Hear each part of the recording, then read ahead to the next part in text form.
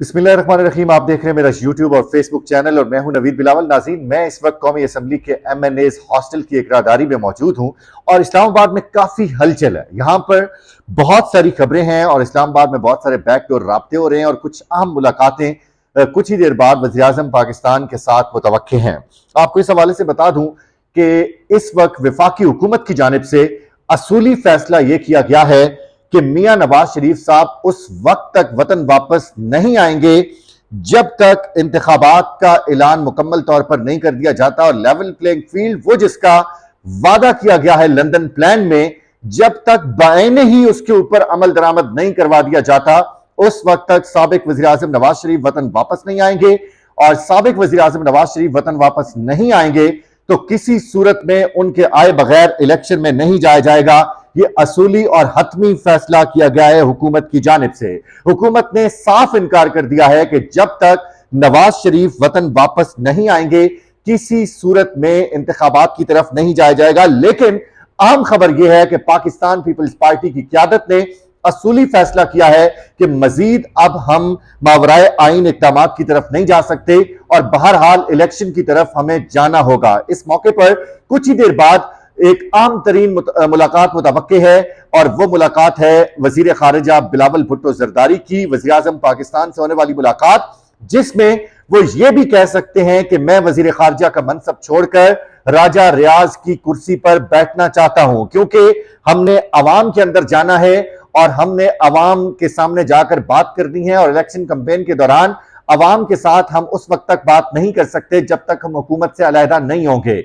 और इसकी एक और सूरत यह भी हो सकती है कि पाकिस्तान मुस्लिम लीग नून के जो सीनियर रुकन है अता तारड़ साहब, उनको पाकिस्तान पीपल्स पार्टी के बहुत सारे अरकान असेंबली की जानिब से अब ट्विटर के ऊपर यह कहा जा रहा है कि भाई ये पकड़ धकड़ का सिलसिला बंद करो और लोगों के घरों में जाकर औरतों को हिरासा करने का सिलसिला भी अब बंद करो। तो आप खुद ये इस बात से अंदाजा कर लीजिए कि अगर हुकूमती इत्तेहादी भी एक दूसरे को इस तरह के जुमले कहना शुरू हो गए हैं तो मामला किस तरफ जा रहा है। अब मैं आपको आखिरी खबर यह दूं कि पाकिस्तान पीपल्स पार्टी ने हतमी और असूली फैसला किया इलेक्शन में जाने का, लेकिन नवाज शरीफ हुकूमत, PDM की हुकूमत, शहबाज शरीफ की हुकूमत जो है वो किसी सूरत में उस वक्त तक इंतखाबात में नहीं जाना चाहते जब तक साबिक वज़ीर आज़म नवाज शरीफ वतन वापस नहीं आ जाते। दूसरी जानिब मैं आपको बताऊं कि इमरान खान का साथ ना छोड़ने वालों के साथ न सिर्फ शर्मनाक सलूक हो रहा है बल्कि पाकिस्तान पीपल्स पार्टी के साथ ताल्लुक रखने वाले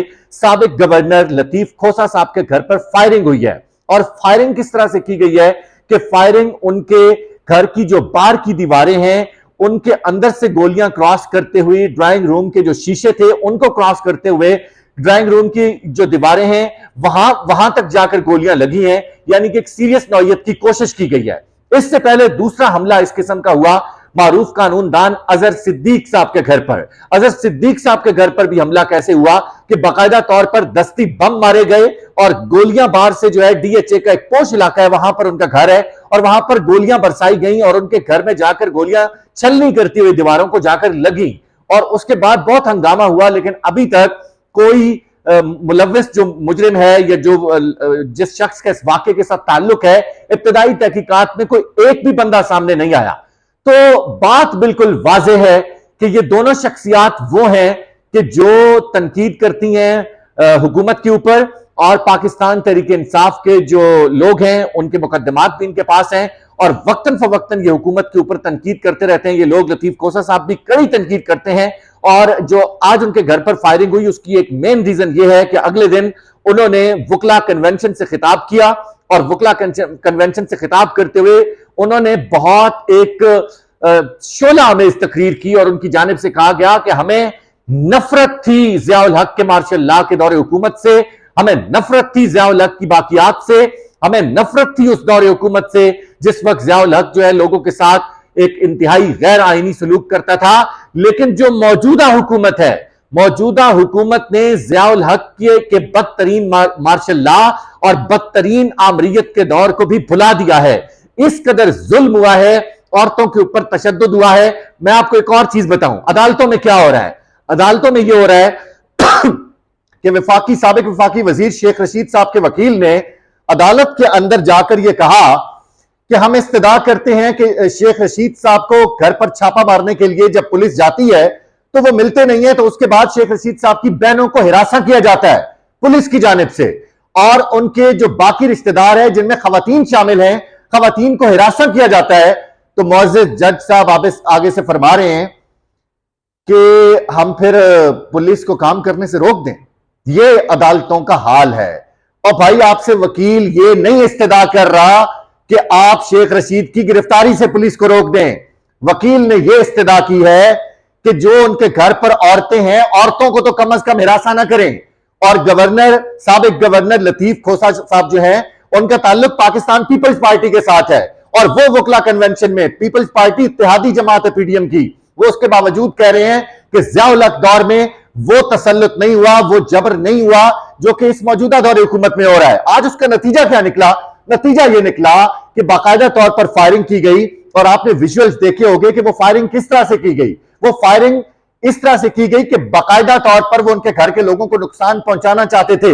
ड्राइंग रूम की दीवारों से होती हुई गोलियां घर के अंदर जो खिड़कियां थी वहां तक गई हैं गोलियां, और उसके बाद एक साफ जाहिर है कि क्यों, कौन करवा रहा है। जो मौजूदा हुकूमत के खिलाफ बात करता है वो करवा दी जाती है। मियां गुल हसन औरंगजेब साहब की अदालत में बाकायदा तौर पर यह रिमार्क सामने आए कि वो लोग आपको नहीं छोड़ेंगे जब तक आप प्रेस कॉन्फ्रेंस नहीं करेंगे। यह तो अदालतों का हाल है।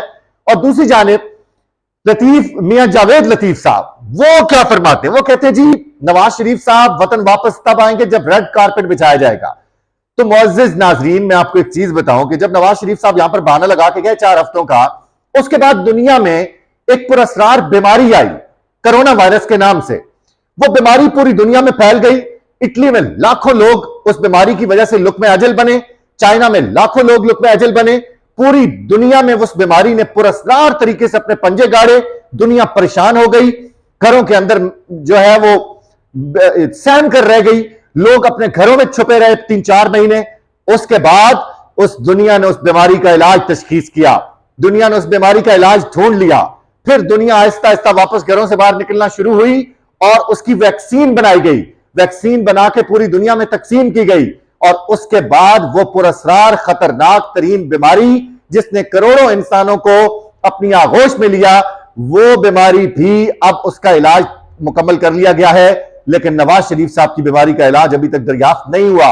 वो जो 4 हफ्ते का बहाना लगाकर गए थे, वो पूरी दुनिया की आलमगीर बीमारी जिसने पूरी दुनिया को अपनी लपेट में लिया था, उसका हल भी निकाल लिया गया। लेकिन नवाज शरीफ साहब वापस खुद नहीं आए, एक बीमारी का इलाज नहीं करा सके, तो नवाज शरीफ साहब को किस तरह से वापस लाया जाए?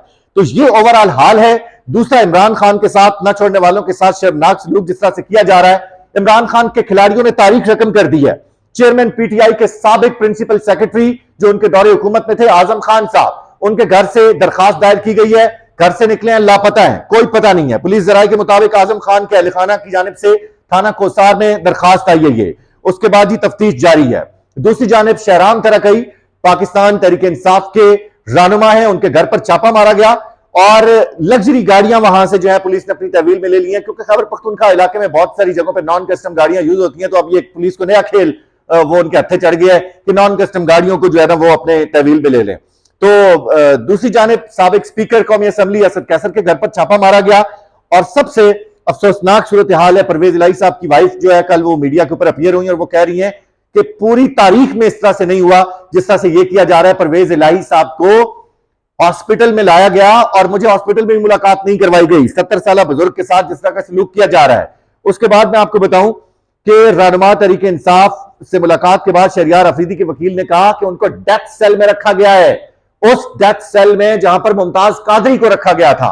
और शहरियार अफरीदी की जो हालत है वो इंतहाई खराब है और गुज़श्ता रोज उनके वकील की जानिब से कहा गया कि वो बहुत कर्ब की कैफियत में है, अपनी बीवी के हवाले से फिक्रमंद हैं, अपने जवान बेटियों के हवाले से फिक्रमंद हैं। और उनको कहा जा रहा है कि भाई आप प्रेस कॉन्फ्रेंस करें और आप निकलें, तो उन्होंने कहा मैं अफरीदी खानदान का नाम खराब नहीं करूंगा।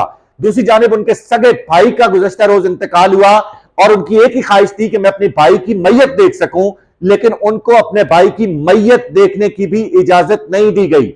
बायां बाजू जो उनका है वो चक्की पिसवा पिसवा कर अब वो मफलूज हो चुका है। ये मेडिकल रिपोर्ट कहती है कि बाएं बाजू के ऊपर अब फालिज हो चुका है और वो काम नहीं कर रहा। दूसरी जानिब सगे भाई का इंतकाल हो गया, मिलने की इजाजत नहीं दी जा रही।